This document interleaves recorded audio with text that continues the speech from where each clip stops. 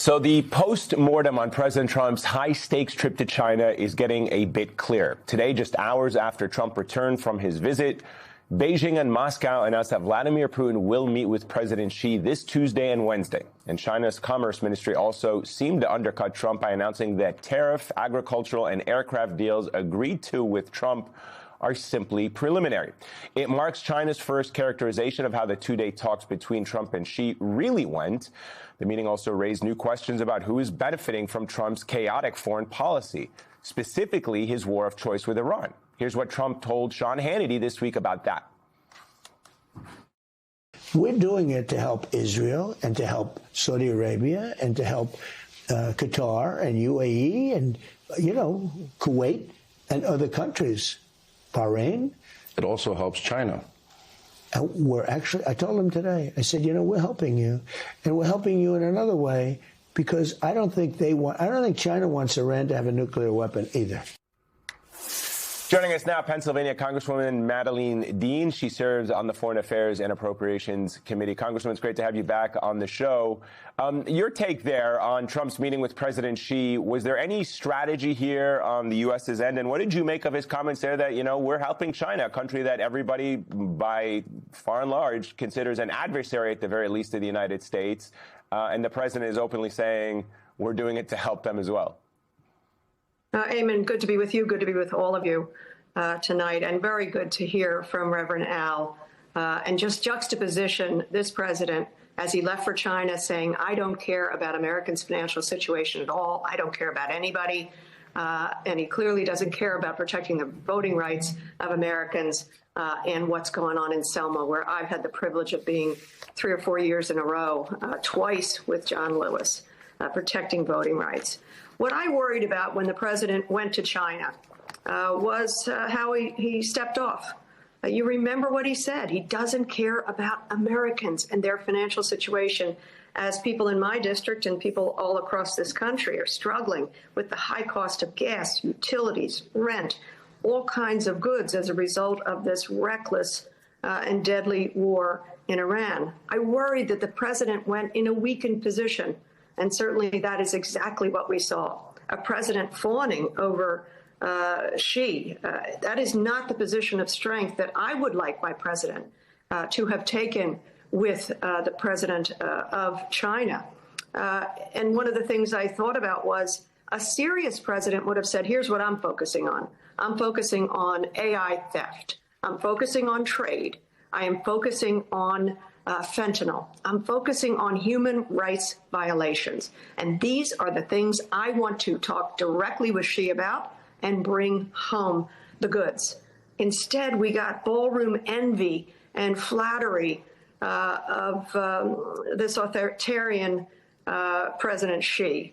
I was very disappointed, not surprised, I should say, but very disappointed on behalf of the American people. And I'll tell you, my committee, Democrats on the Foreign Affairs Committee, were very disappointed. Can I ask you, Congresswoman, to take a listen to some of the president's conversation with Fox News host Bret Baier? On your point about wanting the president to go there and to have something to say, just maybe in the column of human rights and on democracy, I found these remarks quite interesting. Take a listen. Should the people of Taiwan feel more or less secure after your meetings with President Xi? Neutral. Has the policy changed at all? No, nothing's changed. U.S. policy? No, nothing's changed. I will say this. I'm not looking to have somebody go independent and, we're supposed to travel 9,500 miles to fight a war. I'm not looking for that. So, Congressman, on the one hand there, he's saying nothing's changed. They shouldn't be worried about anything. They should feel neutral right now. But then also at the very end there, he's basically saying, I'm not really that interested in actually getting involved and sending people overseas to protect you, which is a slightly different message than moments before to tell people that things haven't changed. I just wonder if the people of Taiwan can take any comfort in that message at all. Well, I think you're absolutely right. That's quite revealing. There is pending the $11 billion worth of support for Taiwan. And by the way, this isn't a grant or a gift. This is Taiwan buying from America. $11 billion worth of defense protection. There's a $14 billion trough in waiting that the president has sort of hedged on. But the president was very revealing there. He can't seem to understand the relationship that we have with Taiwan that has been cultivated and really thought about over multiple administrations, very carefully thought about in terms of that democracy island. But the president can't seem to figure out how to talk about it. I thought it was also revealing, because the president doesn't hold back on much of anything, that when asked again about Taiwan, he didn't want to comment on it. I think he was a little over his head in that space. Congresswoman, there's been a lot of attention paid to who joined Donald Trump on his trip, including a number of CEOs, tech CEOs, Elon Musk, Tim Cook, et cetera. I want to ask you about who didn't go on this trip, who was not represented in that room.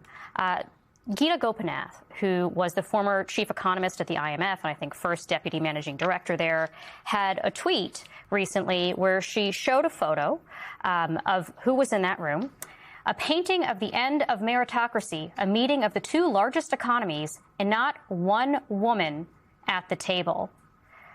I'm wondering what you make of the demographics of that meeting, and does it matter? Oh, my Lord, I thought I was the only one who noticed that. I noticed looking at that long table, not a single woman, at least from the shot that I saw. And maybe that is confirmation of that.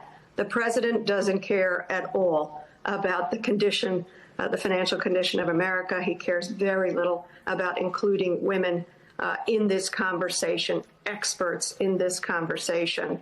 He does not respect that. I was really sad. It's perfectly appropriate to have business leaders be a part of meetings. I would have thought that Boeing would have had its own plane probably and had other business leaders along on that plane. I'm not really thrilled that it looked like Mr. Rubio had a back seat on the plane to the trade interests of businessmen who were on the plane. I also wonder what contributions these same corporations have made to the ballroom. You saw the tweet by the president. He's showing ballroom envy of China. So I'd like to take a look at, and we will take a look at, whose contributions are headed to the ballroom, whose contributions went to the Department of Transportation Secretary's road trip. We know millions of dollars have poured in from other companies. So while trade should have been a part of the conversation, I think there's a real blurring of the lines there. And of course, what trade did his family do? Congresswoman, a quick final question. Have you, from your seat on the House Foreign Affairs Committee, been able to verify any of President Trump's claims that China has agreed to suspend any military cooperation or sales to Iran, and that China committed to helping open the Strait of Hormuz? No, we do not have any confirmation along those lines. We have not been briefed or debriefed about what has happened as a result of conversations with Xi around Iran. But again, the weakness of a president potentially going to, China, a known competitor and adversary, with the hope of perhaps some help with the Strait of Hormuz. Remember, this is a war of the president's making. It's by now a more than $30 billion war, plus the lives of 13 service members, hundreds wounded, thousands of civilians. And the president is boxed in. He doesn't know how to get out of it. Congresswoman Madeleine Dean, thank you so much for your time tonight. Thank you.